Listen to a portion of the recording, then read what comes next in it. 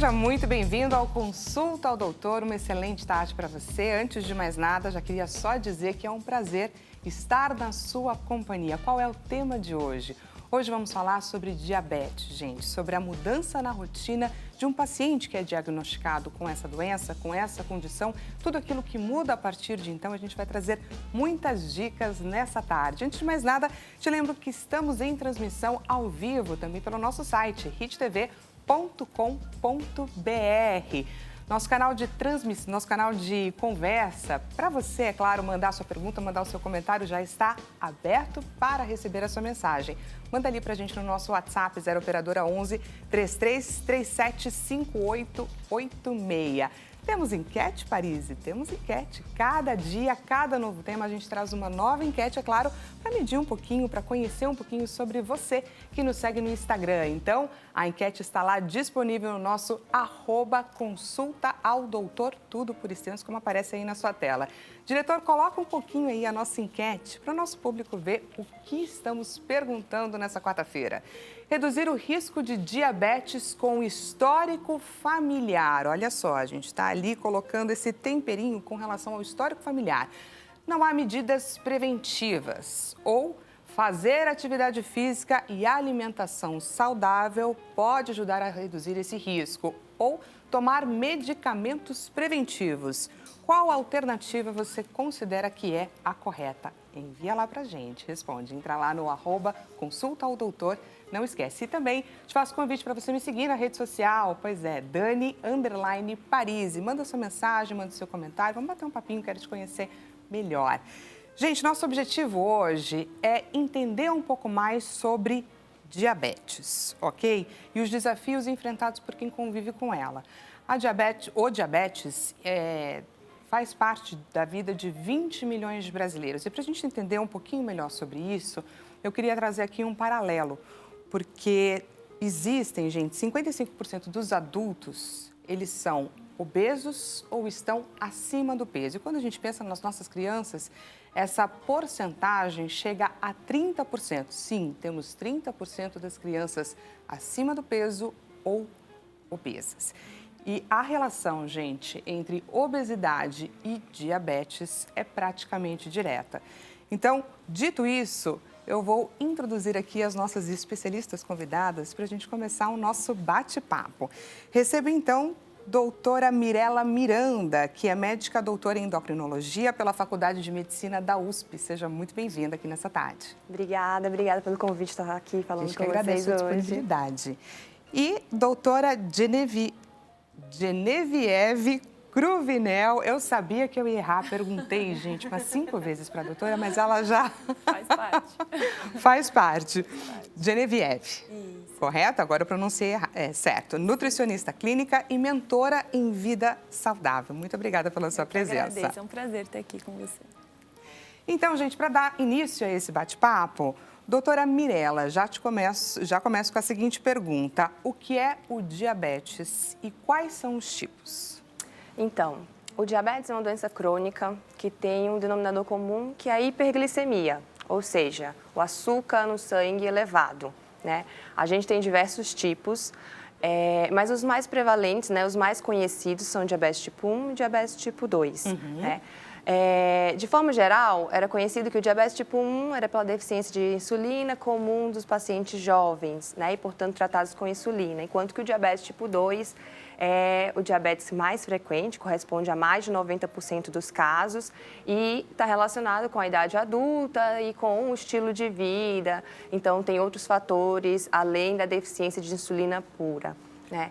O diabetes tipo 1, desculpa te interromper, ele pode aparecer em que fase da vida? Já desde o nascimento? Isso, pode aparecer desde o nascimento, mais comum, na verdade, nos primeiros anos de vida, a partir dos 5 anos. Mas hoje, o diabetes tipo 1, que é o diabetes autoimune, cuja patologia é a causa, né? É a destruição das células beta, que são as células pancreáticas produtoras de insulina, ela pode ocorrer até na idade adulta. Então, a gente tem manifestações autoimunes do diabetes até na idade adulta. Enquanto o diabetes tipo 2, que era já tradicionalmente conhecido do adulto, pode ocorrer em crianças. Então, você falou muito bem na introdução, chamou atenção para isso, que com o aumento da obesidade infantil, da prevalência de obesidade infantil, a gente hoje tem diagnosticado cada vez mais crianças com diabetes tipo 2, que tem uma outra base fisiopatológica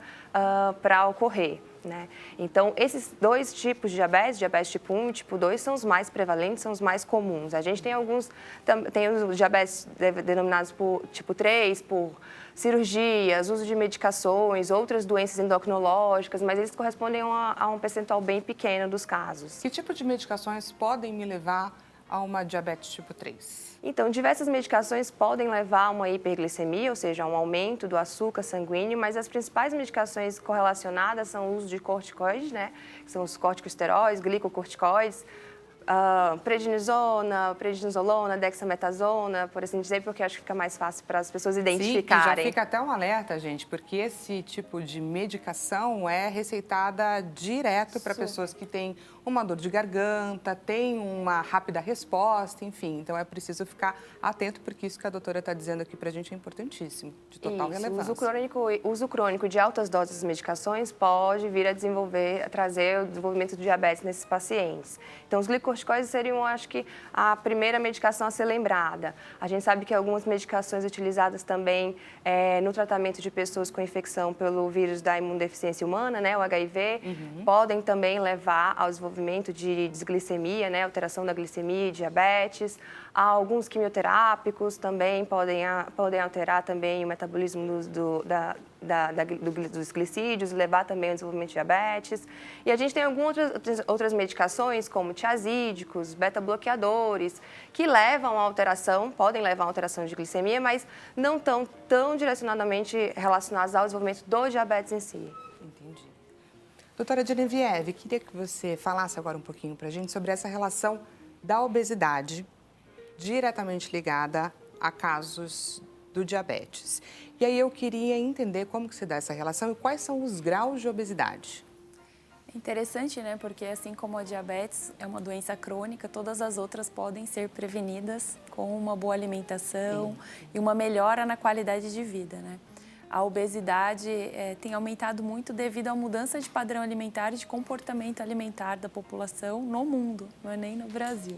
Infelizmente, né?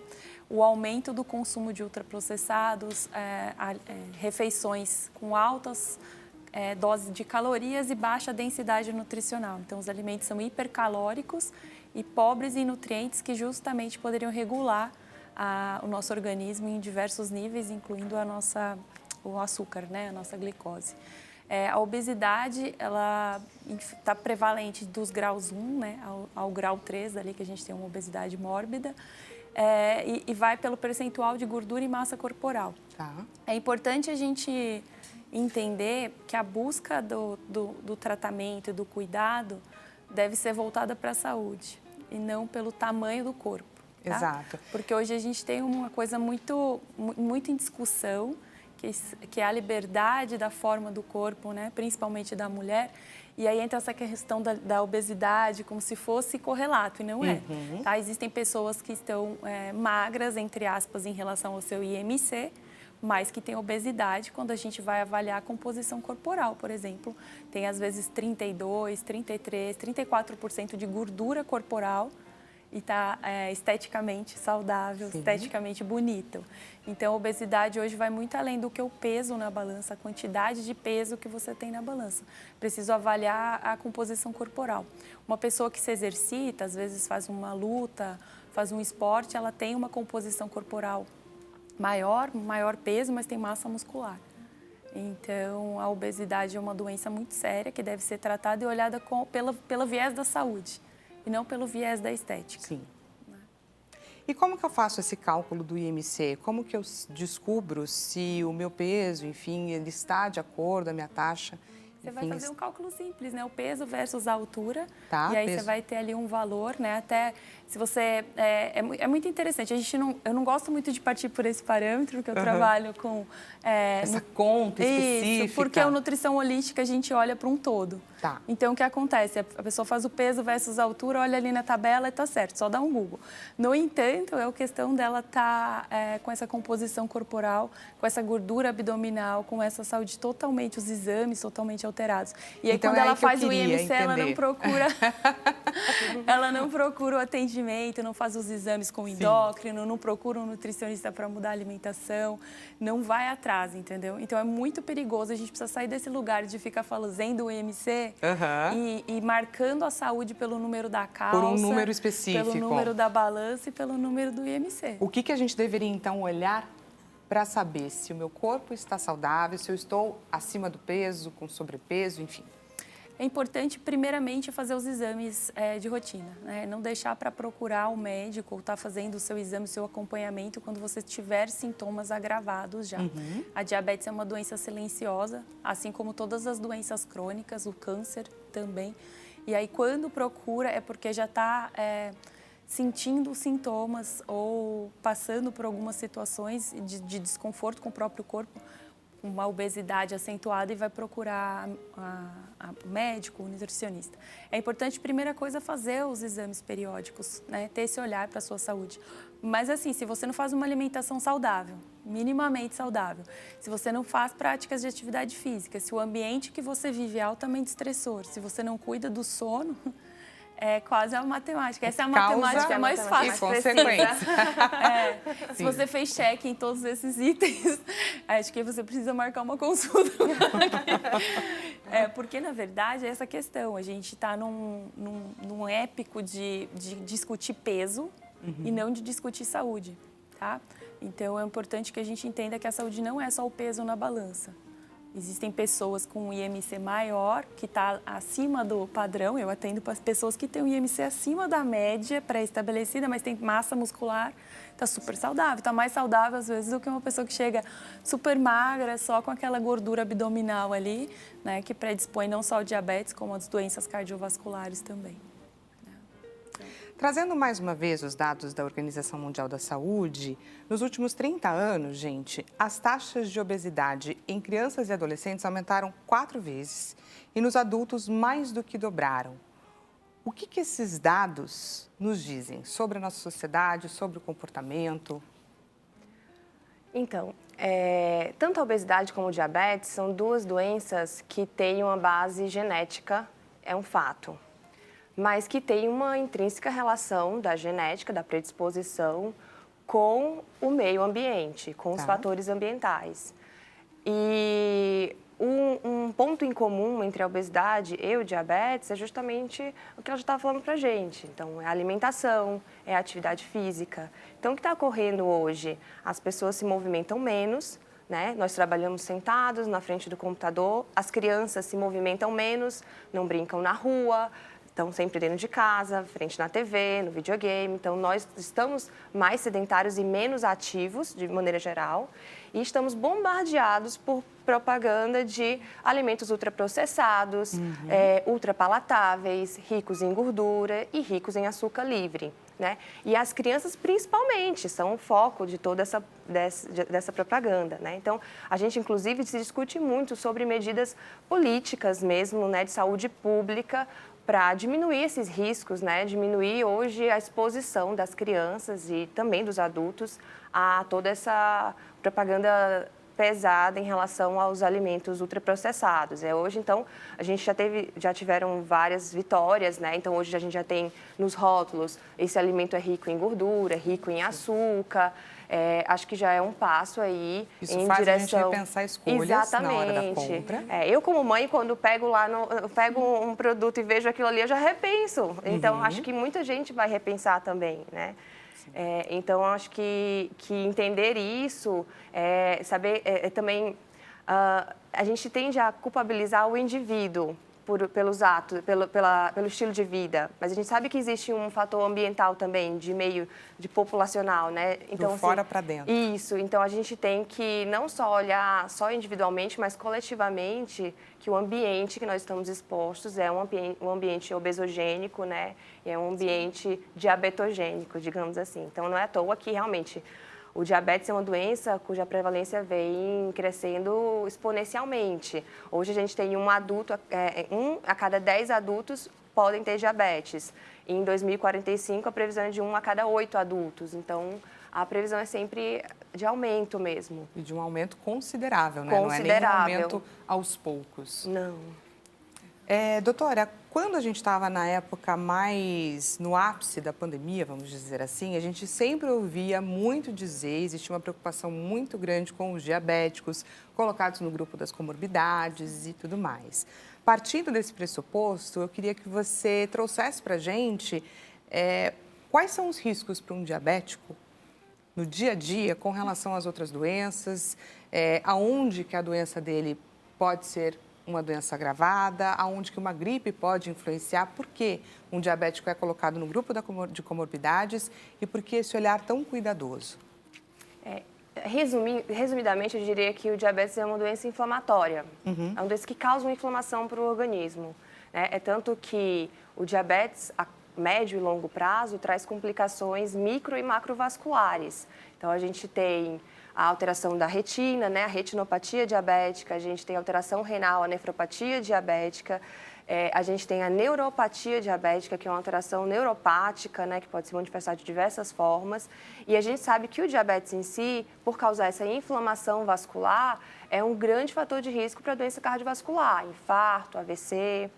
Então, nesse sentido, vai também prejudicar o funcionamento imunológico do paciente. Portanto, ele é um paciente de maior risco quando tem alguma infecção, né? De maior risco de progressão da infecção e piora da inflamação. Por isso foram colocados como grupo de risco, né? E por outro lado, quadros inflamatórios agudos, como um quadro infeccioso, podem piorar muito o diabetes, né? Então, descompensar um paciente que já estava até controlado, né? Então, levar a desglicemia não só pela inflamação aguda, quanto também, às vezes, pelo tratamento, como no caso do Covid, o uso do corticoide, por exemplo, né? Então, os médicos que fazem medicina hospitalar viram, assim, muitos pacientes com glicemias muito alteradas. E aí, esse descontrole piora ainda mais a imunidade, né, e a inflamação desse paciente. Então, dessa forma, o diabetes acaba realmente trazendo grandes riscos para o paciente, a curto prazo e a médio e longo prazo. Parece, doutora, que uma a cada 3 pessoas com diabetes não sabe que tem a doença. Porque os sintomas, eles são difíceis de identificar. Como? Por quê? Queria que vocês explicassem para a gente. Então, ela já falou, né, que é uma doença silenciosa, né, e é uma doença insidiosa. Então, a glicemia, a desglicemia, todo o processo patológico que vai levar ao diabetes, ele vai se instalando aos poucos, né? Então, você tem uma resistência à insulina. A insulina é o hormônio que faz com que a glicose que nós ingerimos e que cai no sangue seja utilizada como combustível. E, então, a base aqui é que a gente tem uma insulina que não consegue funcionar, isso no diabetes tipo 2, quando estou falando principalmente do diabetes tipo 2, e, posteriormente, uma deficiência na produção dessa insulina, o que vai levar a uma hiperglicemia crônica. Mas até esse processo se instalar e a hiperglicemia chegar a um nível de trazer sintomas, demora anos, né? Então, antes a gente dizia que um paciente de diabetes tipo 2 era diagnosticado, ele tinha pelo menos 5 a 10 anos de doença aí, de histórico de doença, porque realmente é uma doença silenciosa. Agora, em estágios mais avançados, quando você já tem uma hiperglicemia importante, uma deficiência insulínica importante, a gente tem alguns sintomas que que as pessoas precisam estar atentas, né? Então, a hiperglicemia, ela vai ser filtrada pelo rim. Então, um dos principais sintomas é a poliúria. Então, fazer muito xixi é um dos sinais do diabetes descompensado, né? Muita sinais sede. de hiperglicemia.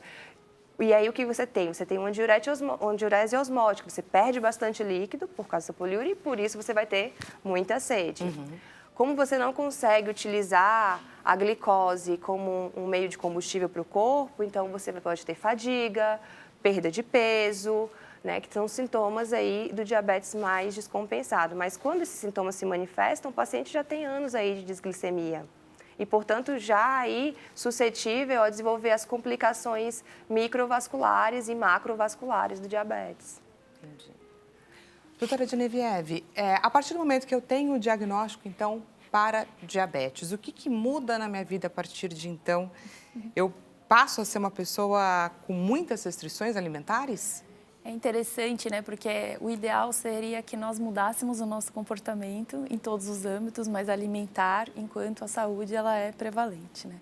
A partir do momento do diagnóstico, a gente tem que entender o que a doutora disse, que isso já vem se arrastando há muito tempo. Então, quase sempre descoberto anos depois de que a pessoa já desenvolveu a doença.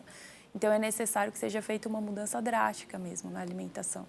E trabalhar principalmente as emoções desse paciente, porque o comer descompensado está relativo às emoções, ao comer emocional.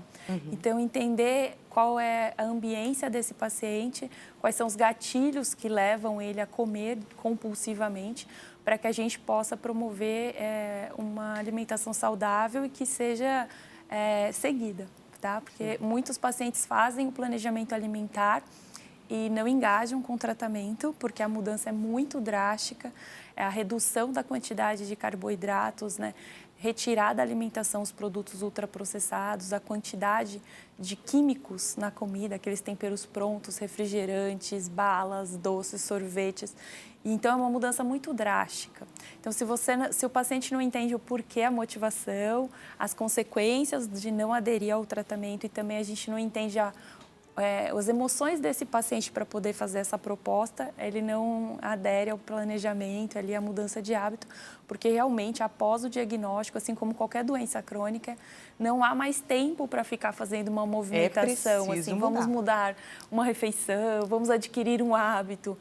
Chegou num lugar extremo e é preciso que ele tenha consciência disso, porque o agravamento da diabetes pode ser rápido, né? Então, muitos pacientes, hoje a gente tem a medicação, tem a medicina, tem os tratamentos todos, isso ajuda bastante na qualidade de vida, né? E na sobrevida de paciente com doença crônica, mas se ele não mudar a alimentação, não tem médico, medicação que vá conseguir aí esse efeito, porque está diretamente relacionado ao que ele vem consumindo, né? Sim. E é muito interessante sobre os sintomas que as pessoas se automedicam quando sentem desconforto. Então, ela sente um mal-estar, toma uma medicação, sente um mal-estar, toma outra, sente uma enxaqueca, toma outra medicação. E por isso que o diagnóstico também demora tanto tempo. Que mascara. Mascara. Então, a gente está vivendo, você vê, é uma coisa de você ir tampando o sol com a peneira, ao invés de se organizar para todo ano estar ali, fazer os seus exames, o seu check-up, ter um bom acompanhamento e fazendo suas mudanças de maneira ordenada, leve, mais tranquila. Sim. Né? Não precisa necessariamente esperar chegar nesse ponto. Exatamente. A gente preparou um mitos e verdades sobre a alimentação e a gente vai agora desvendar algumas questões que são tanto quanto nebulosas polêmicas. Ainda na cabeça de muita gente, portanto polêmicas também. Vamos aí então para o nosso primeiro mito ou verdade. Coloca na tela, por favor, diretor. Carnes, queijos e ovos podem ser consumidos à vontade por um diabético. É mito ou é verdade, doutora? Não podem ser consumidos à vontade nem por nenhum de nós. Tá? Todos esses alimentos, eles têm como base a proteína, as gorduras. No entanto, eles não podem ser consumidos à vontade, né? É preciso um cálculo. Os diabéticos, em geral, além da mudança de mentalidade, às vezes a gente precisa no início que eles pesem a refeição. Tá. Porque a porção que eles estão acostumados, habituados a comer, geralmente é maior. Precisa ser. Principalmente a contagem dos carboidratos, mas das gorduras também e das carnes, porque você prescreve ali um filé de alguma proteína ou alguma quantidade, ele vai sempre pôr um pouquinho a mais. Só que esse pouquinho a mais no decorrer do dia deu a refeição para mais uma pessoa e isso descompensa muito a saúde, tá? A questão de fazer o controle do peso, o controle da saúde, até pela questão circulatória e inflamatória no diabetes é super importante. Mas essa aí é uma coisa que ninguém pode comer à vontade. Eu acho que quando você fala de nutrição, não há proibições, Sim. mas também não há à vontade. Tudo né? que é em exagero. Tudo em exagero, exatamente. Inclusive, às vezes tem os pacientes que perguntam, né? Ah, tem alguma fruta que eu não posso comer? Eu não posso ouvir falar que a melancia tem muito açúcar, a banana tem muito açúcar. E eu falo assim, olha, não há proibições. Sim. É claro, você não vai comer uma penca de bananas, né? Não vai comer metade de uma melancia, mas não vai ser uma fatia de melancia que vai fazer descompensar o seu diabetes. Então, a gente tem que olhar como um todo, como é que é a alimentação daquele paciente. É importante entender que ninguém fica doente comendo frutas, verduras e vegetais. Sim, com Isso certeza. não existe, tá? Agora, quando a doença já está instalada, a gente tem estratégias. Então, comer uma fruta que tem mais açúcar após uma refeição que tenha gorduras e proteínas, não vai elevar a glicemia. O lanches também, a gente consegue trazer ali uma fonte proteica, aí uma fruta, uma coisa que tem um pouco mais de açúcar. Então, tem estratégias, né? A gente pode comer de tudo, mas não tudo. Exato. E um pouquinho a cada momento. Exatamente. Mais um mito ou verdade aqui para a gente debater, mais uma polêmica para jogar aqui no nosso bate-papo. Produtos dietéticos só com moderação. A gente estava aí falando sobre essa questão da moderação. O produto dietético para uma pessoa que tem diabetes, tudo bem, se for com moderação ou ainda assim com cuidado? Bastante moderação, né? Hoje a gente tem bastante estudos que estão ali tentando alinhar essa questão dos produtos dietéticos porque eles causam alguma disrupção endógena, né? Eles trazem o alto consumo dos adoçantes podem trazer algumas condições para a saúde que não é interessante. O ideal é aprender a fazer ou a consumir de locais que forneçam esses alimentos adoçados com frutas. Então, tem tantas opções hoje, ou um adoçante mais saudável, como a estévia, uma questão do eritritol também, em pequena quantidade. Mas a questão de entender o paladar doce e readequando esse paladar doce. A gente tem diversas receitas, inclusive até disponíveis na internet, até no Ministério da Saúde, para diabéticos, os cadernos de receitas de bolos, de preparo sem o açúcar, onde a gente pode usar as próprias frutas para adoçar esse alimento, tá? Porque outra questão é que essa pessoa saiu do consumo de produtos ultraprocessados e não percebeu que os produtos dietéticos são ultraprocessados. Sim, exatamente. Então, eles vão ter outras questões químicas no meio. Então, é uma coisinha para você, tipo, eu tô com uma vontade muito grande, consumir bem de vez em quando. Ele não é alimento, entende? Então, é bem... Eu vou me preparar para dar um recadinho para você que me assiste, mas agora eu vou te deixar com a resposta da doutora Mirella, porque eu queria entender sobre essa questão dos produtos dietéticos, dos alimentos dietéticos, como que a endocrinologia vê esses produtos? Então, eu acho que hoje nós tivemos diversos avanços no tratamento dos pacientes diabéticos, né, no acompanhamento. E os produtos dietéticos são um avanço nesse sentido, de permitir, de alguma forma, que eles tenham acesso a alimentos que talvez eram ditos proibidos anteriormente. Mas eu acho que é muito bom a gente ponderar a moderação, exatamente porque são alimentos industrializados. E não é por ser dietéticos que podem ser consumidos de forma indiscriminada e sem se preocupar com quantidade.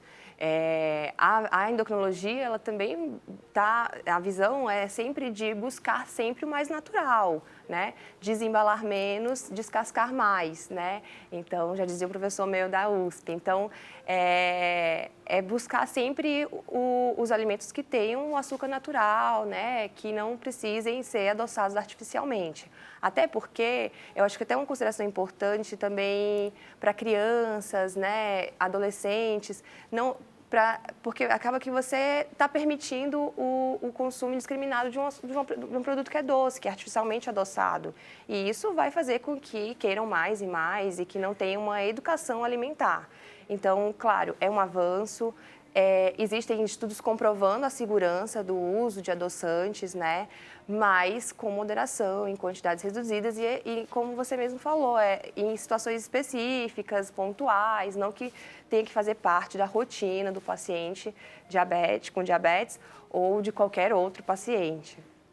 Se você que me assiste está gostando desse bate-papo, a gente vai para um rápido intervalo e já já voltamos a conversar mais sobre diabetes. Não perca!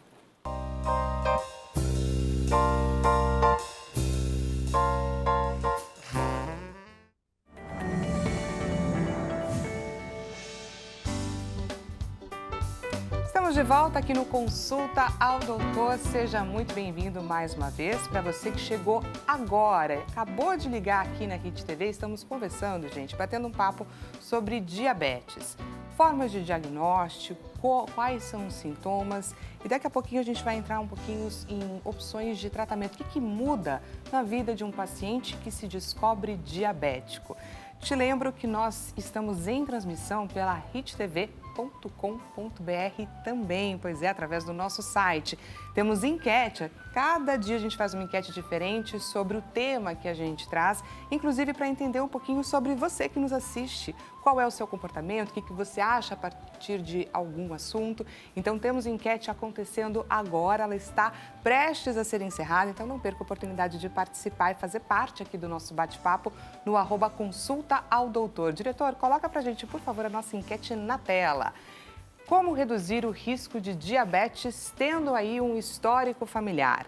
Não há medidas preventivas? Fazer atividade física e ter uma alimentação saudável ou é preciso tomar medicamentos preventivos?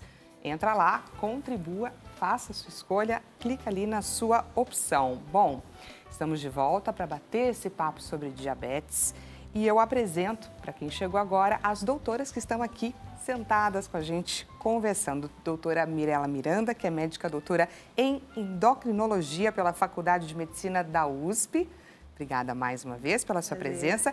E a doutora Genevieve Cruvinel, agora eu não errei, nutricionista clínica e mentora em vida saudável. Muito bom tê-la aqui com a gente, batendo esse papo delicioso. Bom, a gente falou agora, gente, um pouquinho no primeiro bloco, sobre o que muda na vida de um paciente que foi diagnosticado com diabetes a partir da alimentação.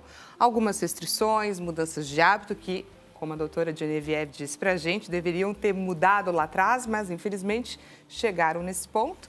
E aí as coisas precisam ser, a rota precisa ser traçada novamente. E agora, então, doutora Mirela, eu queria te perguntar, o que muda a partir do diagnóstico com relação a tratamento, hábitos de vida, atividade física, enfim. Fui diagnosticado com diabetes, como que passa a ser o meu dia a dia?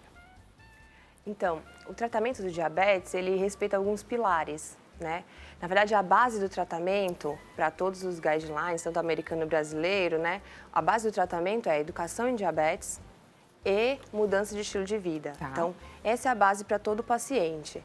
Por que educação em diabetes? O diabetes é uma doença crônica, é uma doença progressiva, na maioria das vezes, que requer do paciente uma disciplina, tanto em relação à mudança no estilo de vida, quanto em relação ao próprio tratamento. Tomar medicações nos horários corretos, de forma correta, às vezes, se é necessário, a aplicação de insulina, medição da glicemia, né, controle da glicemia. Então, vai modificar, de certa forma, a rotina, né, o dia a dia daquele paciente. Então, ele precisa entender o que ele tem, por que requer tantos cuidados, a doença requer tantos cuidados específicos e também como agir em determinadas situações. Porque, embora o tratamento do diabetes tenha evoluído muito e hoje a gente tem muitas opções terapêuticas muito boas, o paciente com diabetes ainda está suscetível a momentos de hiperglicemia, quando o açúcar do sangue sobe muito, e a momentos de hipoglicemia, quando o açúcar do sangue cai muito. Quais são os sintomas em cada um desses Então, da hiperglicemia, de maneira geral, assintomática. Quando a gente tem hiperglicemias bem elevadas, você pode ter turvação visual, alteração de neurológico, se sentir mal, nauseado, mas na maioria das vezes a hiperglicemia ela é assintomática. E no caso dos diabéticos tipo 1, a hiperglicemia com a deficiência de insulina predispõe ali a uma complicação aguda e grave, potencialmente fatal, que é a cetoacidose diabética, né? Então, por isso que, por exemplo, os pacientes com diabetes tipo 1, que têm deficiência de insulina, e os pacientes diabéticos tipo 2 também, que já estão em insulinização plena, como a gente fala, que tem várias aplicações ao dia, eles precisam ter um controle certinho da glicemia, saber como está a glicemia em vários momentos do dia, justamente para evitar o risco de evoluir para uma complicação aguda como essa. A hipoglicemia, por outro lado, que é a queda abrupta do açúcar no sangue, causam sintomas bem proeminentes, né? Então, os primeiros sintomas são adrenérgicos, que a gente fala, então é palpitação, sudorese, né, sensação de morte iminente, e pode evoluir com queda do neurológico, então sonolência, torpor, evoluindo num estágio, se não for corrigido precocemente, adequadamente, pode evoluir para coma e convulsão, né? Então é uma complicação aguda também potencialmente grave. Então, nesse sentido, o paciente ele tem que estar orientado sobre o que são essas duas situações e como agir nessas duas situações. Então, a educação em diabetes é fundamental. Mudança de estilo de vida. Então, a gente já falou muito sobre alimentação. Tem que realmente recalcular a rota em relação aos hábitos alimentares, né? O comportamento e a relação com a comida é fundamental. E a gente sabe que a atividade física no controle do diabetes, ela também tem um papel muito importante, né? Então, é assim, a insulina, de forma didática, né? A insulina faz com que o açúcar do sangue, o açúcar saia do sangue e seja utilizado pela célula como combustível. Então, para a glicose, né, o açúcar sair do sangue e ir para a célula, a gente precisa da insulina lá abrindo a portinha, que é o receptor, que é o glúten, que é o transportador de glicose.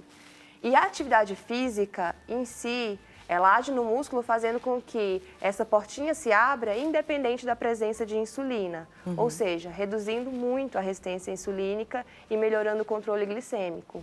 Então, a atividade física faz parte da nossa prescrição como endocrinologista para um paciente, para todos, na verdade, deveria ser para todo mundo, né? Mas principalmente para o paciente diabético. Trazendo aqui um relato um tanto quanto pessoal, meu pai é diabético tipo 2, e muitas vezes ele usa o exercício físico como uma forma de controlar. Ele vai lá, mede, hoje está alta, não fiz meu exercício. Ele vai lá, faz o exercício dele e diz ele que essa taxa reduz. Então, ele conseguiu por muito tempo, sem medicação, só com o exercício físico, manter essa taxa controlada. É verdade?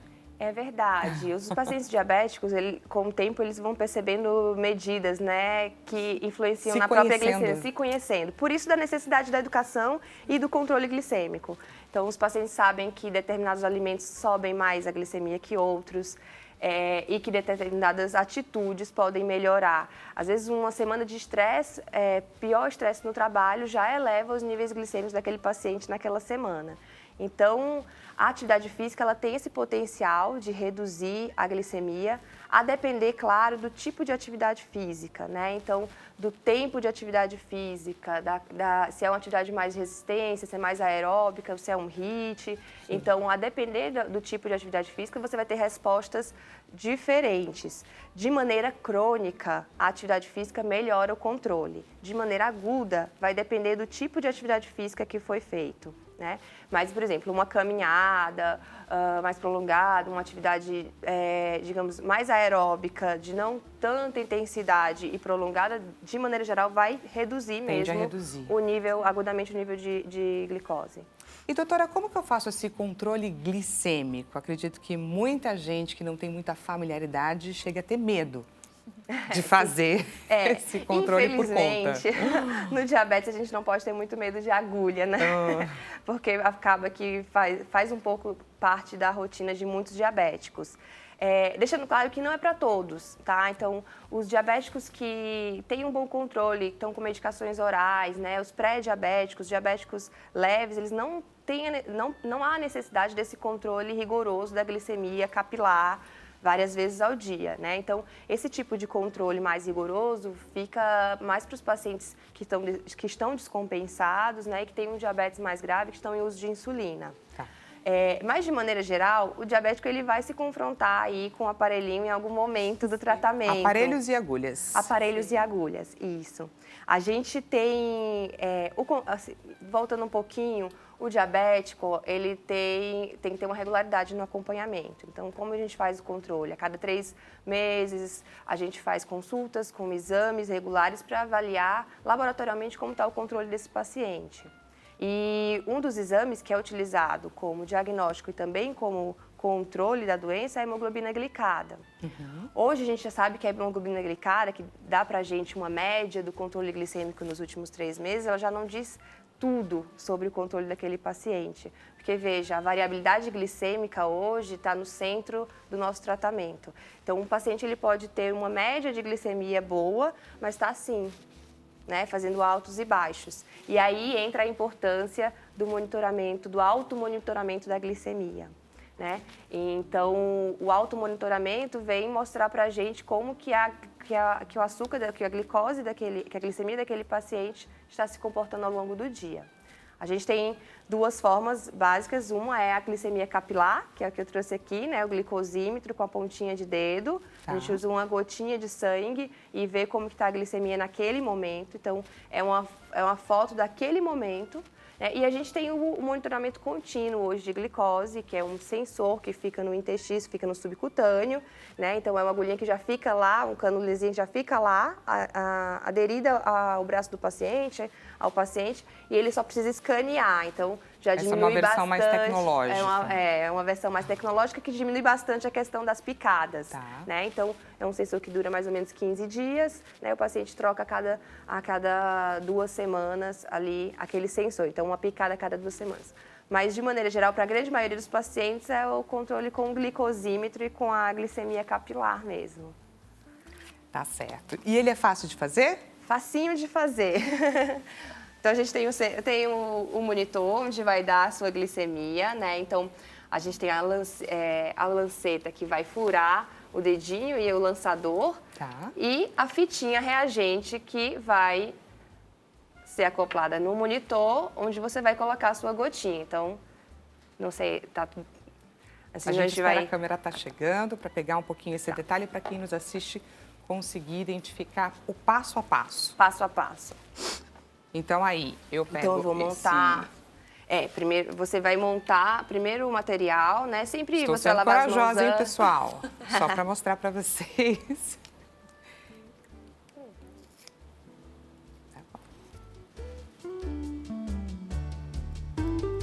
Aí você coloca dentro do dispositivo. Eu coloquei a lanceta dentro do dispositivo. Ok.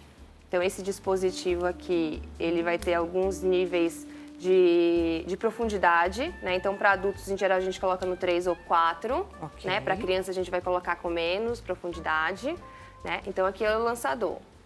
Então, aqui eu já acionei, ó, você vê que acendeu aqui e é aqui que você vai disparar, tá bom? Perfeito. Aqui já tá no ponto. Já fiz a minha asepsia. Aí, aqui qualquer dedo, doutora? Qualquer dedo. Ok.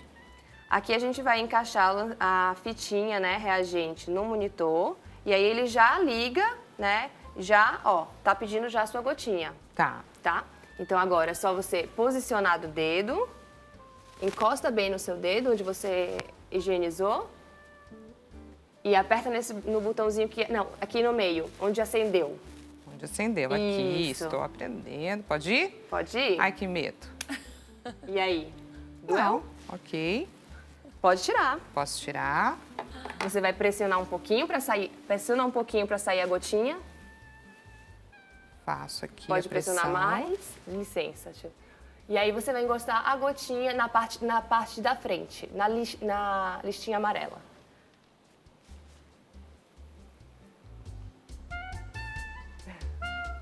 Deixa eu ver. Espero que você de casa não tenha medo de... Desculpa aqui. Deu um errinho. Aqui acho que agora foi, porque pegou a fitinha inteira. Mas a gente vai ter que trocar a fitinha, porque quando dá o erro, aí. É assim mesmo, gente. Aqui estamos fazendo de verdade, ao vivo. Exatamente, ao vivo. Você vai encostar bem aqui nessa partinha amarela aqui. Só encostar com habilidade. Perfeito. Agora, acho que agora Acho que agora eu aprendi, hein, pessoal. Excelente, o pessoal de casa com certeza Olha. tem um monte de dúvida. Vamos. 109. Muito bem. Facinho. Indolor, o que você achou? Olha, eu achei muito fácil de fazer, muito simples. Fora esse momento aí, obviamente, foi a minha primeira vez. Mas vocês viram que depois eu aprendi o caminho. E é isso, realmente. No começo é difícil mesmo, para os pacientes eles têm que aprender tudo isso, mas depois vira meio que medular, meio rotineiro já. Eu vou daqui a pouco dar um recadinho, mas antes eu queria trazer aqui uma pergunta da nossa audiência. Pergunta na tela, por favor, diretor. Bom, a pergunta vai chegar depois. Doutora, eu queria que você dissesse para a gente com relação à incidência do diabetes em homens e mulheres. O que difere? A gente sabe que a prevalência é maior em homens, né? Mas talvez tenha um fator, como eu falei, tem um fator genético, mas talvez também pelo ambiental, né? Talvez mulheres se cuidem mais do que os homens e tenham hábitos alimentares, tenham hábitos de vida melhores, né? Mas independente do fator, o gênero, ele não é um fator de risco tão proeminente como os outros fatores, né, de estilos de vida. Então, a gente tem que focar, principalmente, nos fatores que a gente pode mudar, né, os modificáveis. Então, atividade física, alimentação, tabagismo, estresse crônico, uso de medicações. Então, esses são os fatores que a gente tem que focar mais. E agora, então, vamos ver uma pergunta da nossa audiência que enviou aqui para a gente através do nosso WhatsApp. Diretor, pergunta na tela. Vani, de São Paulo, capital. Boa tarde, Dani. E doutora, sou pré-diabética e hipertensa. Trocar a janta por uma vitamina de banana com aveia é válido? Não. Já olhei direto aqui para a Nutri. Não, a gente tem esse mito, né, de que fica trocando alimentação saudável, uma alimentação, uma refeição completa, por shakes ou por vitaminas, funciona. Na verdade, funciona ao contrário. Pode levar uma hiperglicemia ali no meio da noite, não é uma refeição completa, não vai ter proteína, não vai ter as gorduras boas que podem contribuir para a regulação dessa glicemia, principalmente noturna. Então, é uma péssima indicação. Quando o paciente tem uma questão adjacente à diabetes, por exemplo, como refluxo, um desconforto noturno, uma questão assim, isso é interessante. A gente propõe vitaminas e shakes, mas eles contêm proteína, tá? Então, eles contêm todos os nutrientes, eles vão ter uma quantidade de proteína, frutas antioxidantes, é uma coisa que a gente faz prescrita, baseada na necessidade individual e não é nenhum shake químico, é feito a partir de produtos naturais e também vai englobar ali todas as necessidades nutricionais. Uhum. É importante entender que para a nossa saúde funcionar, para as nossas células, nossos órgãos, a gente tem a quantidade de nutrientes macros, né? Os carboidratos, as gorduras e as proteínas, mas também a gente tem que ter a quantidade de nutrientes dos micronutrientes. Então, os minerais e as vitaminas são fundamentais para a regulação e a manutenção dessa saúde e até para a redução da inflamação, para a cicatrização, melhora da circulação e a prevenção das doenças que vêm em conjunto com a diabetes. Então, nunca é uma boa opção trocar a alimentação nem por shakes, nem por lanches, tá? Você acaba ficando defasado na quantidade de nutrientes e sentindo até mais fome depois, vai querer ficar beliscando, sai pior. Eu acredito que seja uma opção para as pessoas na correria, mas acontece que o barato sai caro, né? Um lanche da tarde? Sim, então, um lanche da tarde tudo bem, mas não trocar o jantar de fato. Sobretudo, acho que essa opção que ela falou, né? Porque não tem nada de proteína. Ela falou banana e aveia, né? Então, botou 2 carboidratos, puramente carboidrato. Então, realmente, não seria uma boa opção. Doutora, eu queria só falar rapidinho, a gente não tem muito tempo, mas antes de eu trazer o resultado da enquete, eu queria falar rapidinho sobre formas de tratamento. Então, como eu falei, né? O tratamento para o diabetes, ele tem evoluído bastante. Que bom, né? Então, muito tem se pesquisado, já que é uma doença tão prevalente. A gente tem medicações de administração via oral, né? Então, diversas medicações de administração via orais. A mais antiga, que é a metformina, acho que acredito que a maioria das pessoas conheçam, ainda é a nossa primeira escolha como medicação. E hoje a gente tem várias medicações que foram desenvolvidas de acordo com a fisiopatologia da doença, para modificar mesmo o funcionamento do corpo que levou ao desenvolvimento do diabetes, né? Então, medicações que são realmente modificadoras de doença. Por isso que é importante, gente, procurar ter um médico para chamar de seu, assim que você, é claro, fizer o seu diagnóstico e poder seguir o plano que ele vai montar para você e, principalmente, lembrar que, como a gente conversou aqui durante a tarde toda, diabetes, o tratamento não é só através do medicamento e, principalmente, através de uma alimentação saudável. Vamos dar uma olhada agora rapidinho na nossa enquete, qual foi o resultado aí do nosso público que participou. Reduzir o risco de diabetes com histórico familiar ganhou 70%. Fazer atividade física e alimentação saudável. Imagino, é claro, que essa seja, de fato, a opção correta. Parabéns para pessoas. Parabéns. Estão conscientes. O pessoal está afiado. Exatamente. Estão super afiados. Aproveito, gente, para passar, se você gostou aqui do nosso bate-papo, vou passar o contato das nossas doutoras para você segui-las, para você mandar sua mensagem para elas. Então, doutora Genevieve Cruvinel, o site dela, aluria.life, o arroba dela, Genevieve Cruvinel, do jeito que está escrito aí para você na sua tela. E a doutora Mirela Miranda, endocrinologista, o arroba dela, doutora.mirelamiranda, e-mail mirelacdm@yahoo.com.br. Gostaria muito de agradecer a participação de vocês, esse nosso bate-papo, e você que me assiste. Amanhã estamos de volta com um novo assunto para estudar e mudar, é claro, as nossas vidas. Até mais!